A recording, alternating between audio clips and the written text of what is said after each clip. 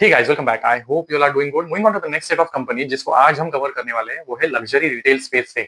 अब ये दोनों जो कंपनी है they are not exactly peers of each other but similar segment में ये ऑपरेट करती है। कंपनी का नाम है इथॉस लिमिटेड और दूसरा है टाइमेक्स ग्रुप इंडिया। तो इनके क्वार्टर टू के नंबर्स और जो परफॉर्मेंस है उसको हम एनालाइज करेंगे। अब सी टाइमेक्स ग्रुप इंडिया तो कॉन कॉल करता ही नहीं है एंड इथॉस कॉन कॉल करता था बट इन्होंने at the end of last financial year बोल दिया था कि will do our con call every alternate quarter. But अब तक इनके रिजल्ट के बाद एक्सपेक्टेड तो है कॉन कॉल होना बट कोई नोटिफिकेशन या फिर कोई डेट टाइम कुछ डिसाइड ही नहीं हुआ है। नॉट श्योर कि कॉन कॉल इस बार भी होगा या नहीं होगा। मैं thought maybe let's get started at least number को कवर कर लेते हैं एंड कॉन कॉल होगा तो I share it separately in a separate video. तो शुरुआत करेंगे टाइमेक्स ग्रुप इंडिया से। अब ये इसका बिजनेस हमने शॉर्टली ब्रीफली प्रीवियस वीडियो में डिस्कस किया था, इनके बिजनेस के अपडेट्स को भी कवर किया था बट इट मेक सेंस कि अब थोड़ा डिटेल में कवर करते हैं because they consistently now delivering it's fifth quarter. जब इन्होंने काफी अच्छे नंबर्स को पोस्ट किया है तो I went into grab more details around company को एसेंशियली क्या चीजें हैं जो हेल्प कर रही है। सी अब ये टाइमेक्स इंडिया जो यूनिट है ये टाइमेक्स यूएस जो यूएस बेस्ड जो टाइमेक्स ग्रुप है उसकी ये इंडियन सब्सिडरी है। ये इनका ये लिस्टेड कंपनी है। तो शुरुआत इनका ऑलमोस्ट 1990 1988 में इन्होंने प्रेजेंस स्टार्ट किया था। इनकी हिमाचल के बड्डी में मैन्युफैक्चरिंग प्रेजेंस भी है। यहाँ पे ये पार्ट्स असेंबल मैन्युफैक्चर वगैरह करते हैं एंड देन इनका एक स्ट्रॉन्ग ट्रेड चैनल जो डिजिटल के साथ साथ फिजिकल भी डिस्ट्रीब्यूशन नेटवर्क है जो इनको ये ग्रोथ में एड करता है। और यहीं पे कुछ चेंजेस हुए हैं will talk about those. I have grabbed into all दो 4 इयर्स पीपीटी इनके जो अवेलेबल है और उसमें से I try to find out कि एसेंशियली इनके स्ट्रेटेजी में क्या चेंज हुआ है जिसकी हम बात करने वाले हैं।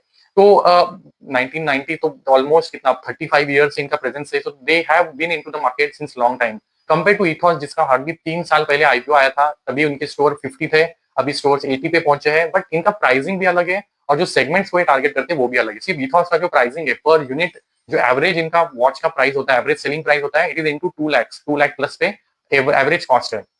तो इसेंशियली इनका प्राइस काफी हायर साइड पे है कंपेयर टू टाइमेक्स जो मास मार्केट में पहले ऑपरेट करता था। इनकी घड़ी की प्राइस स्टार्ट होती थी फ्रॉम 3000 5000 ये रेंज से and then it goes into lakhs. तो ये थोड़ा लोअर प्राइस पॉइंट पे ऑपरेट करता है कंपेयर टू इथॉस। तो ये भी एक डिफरेंस है जो इनका प्राइसिंग स्ट्रेटेजी वो भी अभी चेंज हो रहा है। That is also essentially helping them. तो अब इनके अगर परफॉर्मेंस की बात करें तो इनका जो रेवेन्यू है पिछले 5 क्वार्टर से कंसिस्टेंटली इंप्रूव हो रहा है, अच्छी ग्रोथ ये दिखा रही है और मार्जिन इंप्रूव है, प्रॉफिटेबिलिटी भी अच्छी ग्रोथ आ रही है। तो इसके पीछे रीजनिंग आप अंडरस्टैंड करने जाएंगे तो 3-4 मेजर रीजन है। एक तो ये है कि इनका जो प्रोडक्ट मिक्स है वो बेटर होते जा रहा है। हमने प्रीवियस क्वार्टर में भी रिजल्ट्स के बाद बात किया था। ये इनका फोकस अभी हो रहा है कि प्रीमियमाइजेशन फोकस करो, जो हायर प्राइस सेगमेंट वॉचेस है यहाँ पे ज्यादा ये फोकस कर रहे हैं। उसका डिमांड भी ज्यादा है तो इन्होंने उस डिमांड को टैप किया है थ्रू वेरियस वेज। इनका जो डिजिटल प्रेजेंस है अक्रॉस जो क्विक कॉमर्स प्लेयर्स है या फिर ई कॉमर्स प्रेजेंस है उसको अच्छे से यूटिलाइज कर रहे हैं जहाँ पे अच्छी ट्रैक्शन मिल रहा है, ग्रोथ आ रही है। और इनका जो प्रोडक्ट मिक्स है क्योंकि अभी हायर प्राइस पॉइंट के प्रोडक्ट को सेल कर रहे हैं तो जो रेवेन्यू मिक्स है वो शिफ्ट हो रहा है in the favour of the company जिसकी वजह से ग्रोथ भी आ रही है और मार्जिन कंसिस्टेंटली इंप्रूव हो रहे हैं। इनका इस क्वार्टर का जब रिजल्ट अपडेट आया तो इन्होंने ये भी मेंशन किया कि इनका जो हिमाचल में बद्दी में जो मैन्युफैक्चरिंग प्रेजेंस है it is operating at quite high utilisation, highest ever इन्होंने अपना मैन्युफैक्चरिंग इस क्वार्टर में जो मैन्युफैक्चरिंग किया है वो रिपोर्ट किया है नंबर। तो स्ट्रॉन्ग डिमांड है इनके प्रोडक्ट के लिए जो इनके मीडिया रिलीज डॉक्यूमेंट से पता चलता है। तो अब मैंने इसेंशियली यहाँ पर एक बार नंबर देख लेते हैं, will then go into the strategy. तो इनका रेवेन्यू देखेंगे 244 करोड़ है जो 40% ग्रोथ है। H1 का ग्रोथ भी 45% है। तो दोनों क्वार्टर का इनका ग्रोथ अच्छा रहा है और H1 इनके लिए टिपिकली अगर आप देखेंगे हिस्टोरिकल ट्रेंड तो जून और सितंबर वाला क्वार्टर है वो स्ट्रॉन्गर होता है। टिपिकली हम देखते हैं कि H2 कंपनीज के लिए बेटर होता है बट टाइमेक्स की नंबर्स का ट्रेंड देखेंगे तो इट लुक्स कि H1 इनके लिए स्ट्रॉन्गर होता है कंपेयर टू H2। बहुत ज्यादा फर्क नहीं है बट सितंबर वाला क्वार्टर जो इनके लिए सबसे हमेशा बेस्ट होता है। मार्जिन इंप्रूव है, EBITDA growth is 70%, PAT growth is 67%। EBITDA margin इस क्वार्टर के ऑलमोस्ट 17.6 पे पहुंचे हैं जो एक 1.5 साल पहले आप देखेंगे सिंगल डिजिट पे था, आप 17.6 पे पहुंचे हैं।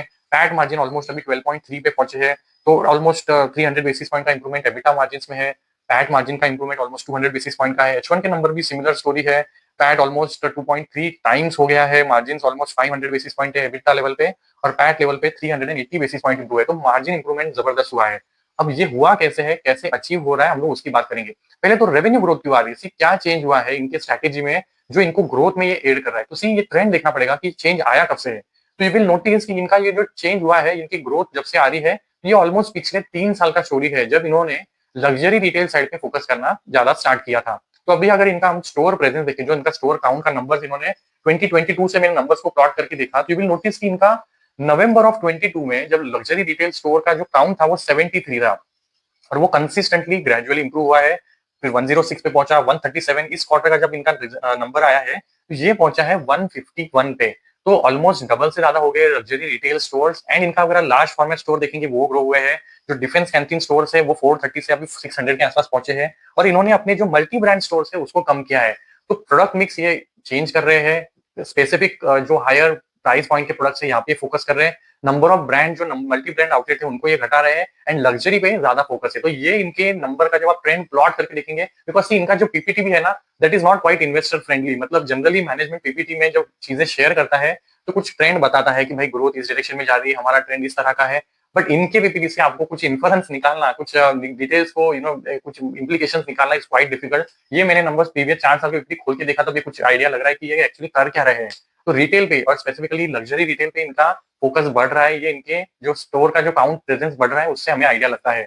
तो बेसिकली कर क्या रहे हैं, ये अपना जो मोर प्राइसियर प्रोडक्ट पे जो कस्टमर का एस्पिरेशन बढ़ते जा रहा है। Now more women workforce is women are joining into the workforce. And then aspirational चीजें भी तो बढ़ रही है। People are with the advent of ये जो इंस्टाग्राम हुआ है या फिर सोशल मीडिया का जो इन्फ्लुएंस बढ़ रहा है, तो पीपल नो कि किस तरह के ब्रांड्स अवेलेबल है।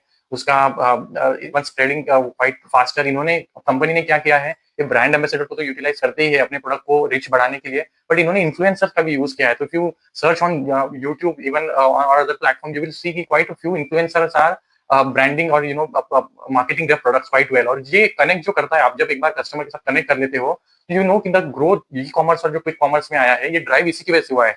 तो इनका जो स्ट्रैटेजी है ना वो क्लिक कर गया है। तो जो प्रोडक्ट मिक्स होना चाहिए वो बेटर हो रहा है। और ये जो प्राइस पॉइंट पे अभी खेल रहे हैं, जिस प्राइस पॉइंट पे ऑपरेट कर रहे हैं, that has actually tuned well जो कस्टमर चाहता है।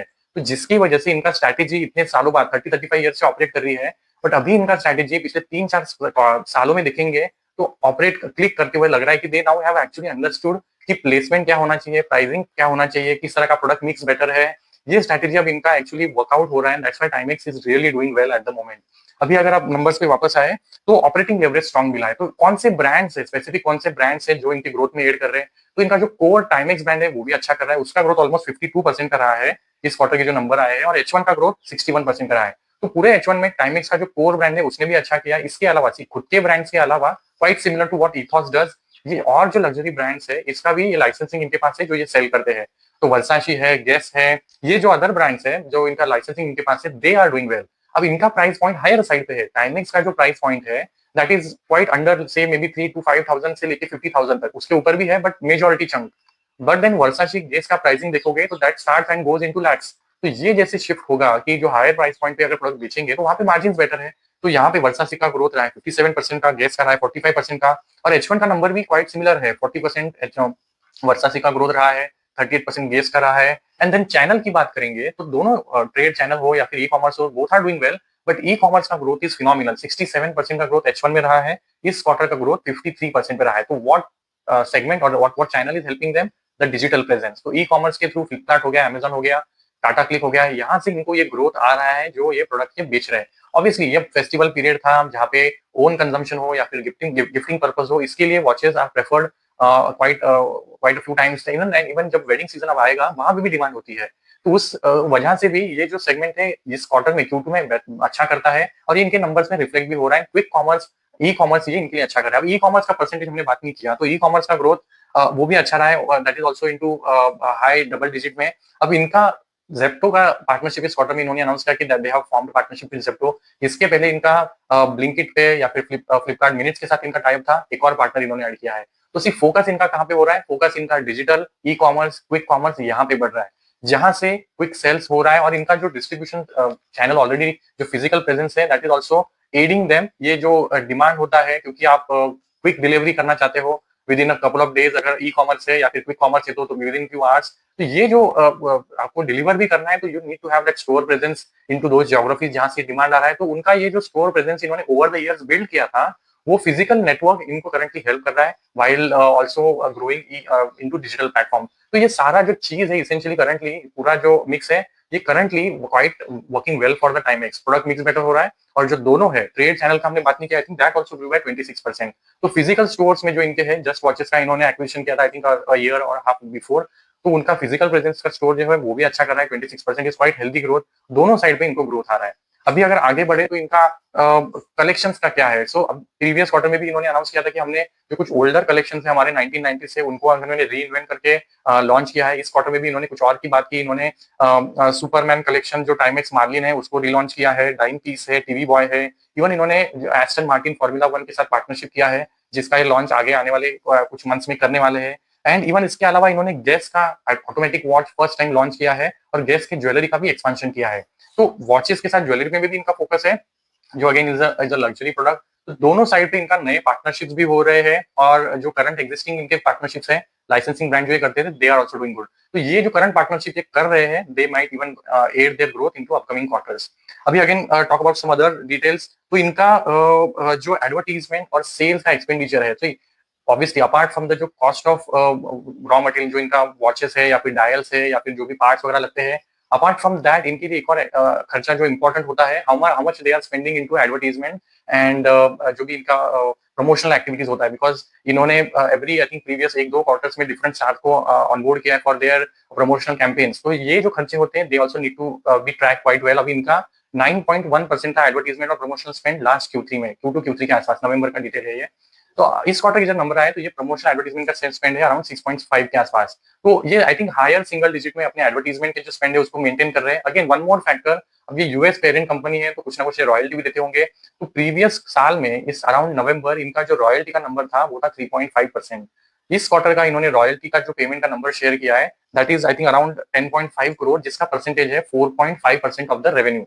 तो रॉयल्टी का पेमेंट भी आई थिंक इन्होंने बढ़ाया है। कि अब कॉन कॉल क्यों नहीं करते? अगर ये कॉन कॉल करते ना तो ये सारी चीजें भी पता चलती है कि what is the guidance about maintaining that royalty percentage. You specifically decide royalty payment for a particular time period, may be for 5 year 10 year, maybe after that you take a call कि उसको बढ़ाना है कि नहीं। तो ये अभी year on year दिखा है कि रॉयल्टी पेमेंट इनका 4.5 ऑलमोस्ट 5% पे पहुंच रहा है। तो is it really going to increase even further? तो ये सारी चीजें हमें नहीं पता चलती है। इवन एडवर्टीजमेंट प्रमोशन स्पेंड का आगे ट्रेंड क्या होने वाला है, ये चीजें नहीं पता चलती। अब इससे होता क्या है ना, दो currently companies constantly delivering on the numbers, revenue हो गया, एबिटा, पैट, केवल तीनों पे ये कॉन्स्टेंटली डिलीवर कर रहा है।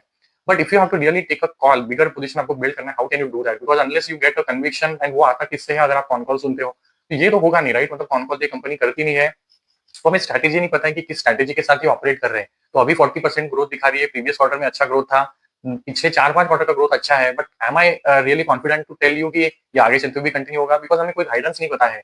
मैनेज अब रेवेन्यू गाइडेंस छोड़ दो, बट ग्रोथ के लिए इनका स्ट्रैटेजी क्या है वो भी नहीं पता है। तो we can't really comment, but they are doing well, and अब तक इनका H1 का परफॉर्मेंस बहुत अच्छा रहा है। सिर्फ नंबर्स की खास बात ये भी थी कि इन्होंने इस क्वार्टर में ऑलमोस्ट 30 करोड़ का पैट किया है। प्रीवियस पूरे साल का पैट 31 करोड़ था। तो एक क्वार्टर में पूरे साल का पैट इन्होंने इस क्वार्टर में कर लिया है, और H1 का पैट 45 करोड़ रहा है। तो मतलब प्रीवियस ईयर के पैट से 50% हायर पैट इन H1। H1 स्ट्रॉन्गर होता है डेफिनेटली, बट H2 में let's assume even they do 20-25 crore of PAT. तो पूरे साल में अगर ये अभी 45 पे पहुंचे हैं, पूरे साल का पैट अगर 70-75 तक करोड़ तक भी पहुंचता है, तो इनका पी कितना निकल के आता है? इनका करंट मार्केट कैप देखेंगे तो अराउंड 4000 करोड़ का मार्केट कैप है। 4000 करोड़ को अगर आप 75-80 जो इनका अगर पैट वन ईयर फॉरवर्ड का निकल के आता है, उससे आप डिवाइड करेंगे तो इनका 1 ईयर फॉरवर्ड पी निकल के आता है अराउंड 50। तो 40-45% ग्रोथ इंजन, और अर्निंग ग्रोथ तो इवन बेटर है, जो 60% का ये पैट ग्रोथ दिखा रहे हैं। इस क्वार्टर का पैट ग्रोथ 67% है। तो 60% पैट ग्रोथ पी 50 का, तो पीजी रेशो, पेग रेशो जो होता है, इट इज अंडर 1%। तो करंटली अब ये पूरे साल में अब तक देखेंगे तो 98%, ऑलमोस्ट 100% इन्होंने इस साल में रिटर्न दिया है। Just I think around March या आई थिंक अप्रैल के आसपास इनका ऑफर फॉर सेल आया था, and management uploaded a stake. तो 170 के आसपास इसका 180 के आसपास प्राइस चल रहा था, वहां से अब ये 400 के आसपास चल रहा है। तो मोर देन डबल तो इजीली हो गया है with in last may be 6-9 months. तो काफी रनअप हो गया है, but still given the growth जो है करंटली दिखा रहा है, अगर ये कंटिन्यू करता है, which is quite possible given जो इनको डिमांड दिख रहा है, they are operating at quite high capacities, जो हाईएस्ट एवर ऑपरेट जो मैन्युफैक्चरिंग कर रहे हैं अपने प्लांट से। तो ये कंटिन्यू अगर ग्रोथ होता है तो they can sustain this growth momentum in for entire FY26। तो पी जो है वो उतना हायर साइड पे नहीं है even after this run up. तो valuations are still not that expensive compare to जो एक ग्रोथ दिखा रहा है। अब ये सस्टेन होगा कि नहीं बियॉन्ड FY26 FY27 में, ये हमें अंडरस्टैंडिंग आती है अगर कॉन कॉल होता, तो that is not the case currently. तो will I rest that case here, and you can take a call, but currently looks very well played जो ये ग्रोथ दिखा रहा है। इनके लिए जो इनकी स्ट्रैटेजीज है, प्रोडक्ट मिक्स है, जो प्रेजेंस है, स्प्लिट है डिजिटल या फिर ऑफलाइन का, that is everything working well. इनका जो अलाइनमेंट है स्टोर का, जो स्ट्रेटेजी चेंज हुआ है, that is also working in their favour. I just hope they continue to do that. But point is, you can't build, even at least I can't do that, build a bigger position with the limited information. You don't have that complete understanding कि strategy क्या है to continue that momentum, वो पता चलता तो बहुत बढ़िया होता। अब बात करते हैं ईथॉस की। सर ईथॉस का ये आई थिंक थर्ड या फोर्थ क्वार्टर है जब सेम स्टोरी है, मतलब इनका टॉप लाइन का growth is still quite healthy, 30% के आसपास इनका टॉप लाइन का ग्रोथ है, बट वो प्रॉफिटेबिलिटी में अभी भी फ्लो डाउन नहीं हुआ है। तो क्वार्टर ऑन क्वार्टर जरूर थोड़ा सा इनका परफॉर्मेंस थोड़ा सा स्टेबल हुआ है, इंप्रूव तो अभी भी नहीं कह सकते, बट पूरे H1 में आप देखेंगे तो कोई पैड ग्रोथ है ही नहीं। बिकॉज तीन चार पॉइंट्स है again very similar, I am not, I think I am repeating my self जब मैं बात कर रहा हूँ। तो प्रीवियस क्वार्टर का जो स्टोरी था कि इनका एक तो फॉरेक्स लॉस था because they import those watches from the Swiss makers, and जब ये switch to CHF to INR का जो वोलेटिलिटी है, फिर फ्लक्चुएशन है, that is not working in favour of INR, तो INR डिप्रिशिएट हो रहा है कंपेयर टू CHF, तो जिसकी वजह से इनको वो जो फॉरेक्स लॉसेस है वहां पे कुछ ना कुछ बेयर करना पड़ता है एवरी क्वार्टर। एंड देन इसके अलावा भी इनका एग्रेसिव स्टोर एक्सपेंशन पे करंटली फोकस है। तो करंटली कंपनी का जो फेज है it is into expansion phase, और ये फेज में पूरा जो फोकस है वो टॉप लाइन ग्रोथ पे या फिर एक्सपेंशन पे लगा हुआ है। तो currently they are not even thinking about maybe addressing the concern of the investor की भाई प्रॉफिटेबिलिटी का ग्रोथ का क्या। तो they are into that phase. अब ये स्ट्रेटेजी के साथ कोई दिक्कत नहीं है, बट द पॉइंट इज क्या ये स्टेबल होगा, अब उसका स्ट्रेटेजी हमको अंडरस्टैंडिंग आता है अगर कॉन कॉल होता, but there is no indication इस बार हो रहा है कि नहीं। तो रेवेन्यू ग्रोथ अच्छा है, बट क्योंकि स्टोर एक्सपेंशन हो रहा है तो इनका जो रेंटल एक्सपेंसेस है, बिकॉज ये स्टोर्स खुलते भी कहाँ पे, तो हाई एंड जगह पे, राइट, मतलब हाई एंड मॉल्स में या फिर हाई स्ट्रीट्स पे, तो जहाँ पे खर्चे rental expenses are also higher. तो स्टोर एक्सपेंशन के साथ इनके रेंटल खर्चे बढ़ रहे हैं, CHF INR वाला जो जिसकी वजह से फॉरेक्स लॉसेस है, और थर्ड है मैन पावर कॉस्ट। बिकॉज आप फिजिकल प्रेजेंस जब बढ़ाते हो तो आपको वो जो स्किल्ड मैन पावर की, मैंने प्रीवियस क्वार्टर में जो बात किया था कि आपको हाईली ट्रेंड, टेक्निकली कैपेबल, जिसको प्रोडक्ट की अंडरस्टैंडिंग है, जो सर्विस दे सकता है, HNI अल्ट्रा HNI के साथ बात कर सकता है, बिकॉज आपको एक ट्रस्ट और पार्टनरशिप डेवलप करनी है उस HNI के साथ। तो ये सारी जो स्किल का आपको स्किल्ड लेबर चाहिए, तो उसके लिए भी आपको ट्रेनिंग वगैरह देना पड़ता है, 3-4 मंथ उसमें निकल जाता है। तो man power cost is also higher for them, जिसकी वजह से ये जो तीन फैक्टर्स है इनका जो प्रॉफिटेबिलिटी है वो डेंट आ रहा है। और फिर डेप्रिसिएशन कॉस्ट बढ़ते रहेंगे, इन्वेंट्री इनका पाइलअप होगा as you expand into newer stores. और ये जो नए स्टोर्स इन्होंने खोले, तो सी 50 स्टोर्स इनके IPO के टाइम पे थे, at the end of last year इनका स्टोर काउंट था 73 पे। अब इन्होंने जब H1 हो गया है तो स्टोर काउंट 86 पे पहुंचा है, जिसमें से 83 are luxury watch retail stores, और जो 3 है इनका अदर कैटेगरीज है। तो रिमोवा इनका जो लग्जरी लगेज सेगमेंट है, और दूसरा है मेसी का जो ज्वेलरी सेगमेंट, तो उसका एक स्टोर है, और जो रिमोवा है इस पे 2 स्टोर हो गए। तो 86 स्टोर पे ये पहुंचे हैं। तो 16 स्टोर्स, आई थिंक 13 स्टोर्स इन्होंने H1 में ऐड कर लिए। तो स्टोर एक्सपेंशन का पेस एक्चुअली पिकअप हुआ है कंपेयर टू लास्ट ईयर। इन्होंने पूरे साल में आई थिंक 13-14 स्टोर्स ऐड किए थे, H1 में अभी 13-14 कर लिए है। और इनका टारगेट क्या है, पूरे साल में 20-25 स्टोर्स ऐड करना। तो सी अगर 20-25 स्टोर्स एक साल में ऐड करेंगे, खर्चे बढ़ने वाले हैं, तो जो प्रॉफिटेबिलिटी का ग्रोथ है वो तो हैम्पर होना ही है, उसमें तो प्रेशर होने वाला है। तो ये स्टोरी इनका मुझे लगता है आगे भी कुछ कुछ समय के लिए, may B for few more quarters is going to continue, because ये जब तक एक्सपेंशन का पेस, और स्पेसिफिकली Tier 1 सिटीज में, सी इनका स्ट्रेटेजी तो ये भी है कि अब we are going forward, we are also going to grow into Tier 2 Tier 3 cities, जहां पे शायद फिर रेंटल एक्सपेंसेस उस पेस में ना बढ़े, या फिर जो खर्चे हैं उस पेस से ना बढ़े। बट अभी तो करंटली फोकस Tier 1 पे है जहाँ पे एक्सपेंसेस ज्यादा है। तो करंटली करंटली जो कंपनी है ना, इट इज इनटू एक्सपेंशन पे, जिसकी you need to really understand कि ये फेज में ये यहीं पे ऑपरेट करेंगे। इनका profitability growth, you can't expect higher profitability growth currently, जो एक्सपेंसेस इनको बेयर करने पड़ रहे हैं। ये स्ट्रैटेजी तो इनका इस साल तो है ही 20-25 स्टोर्स ओपन करने का।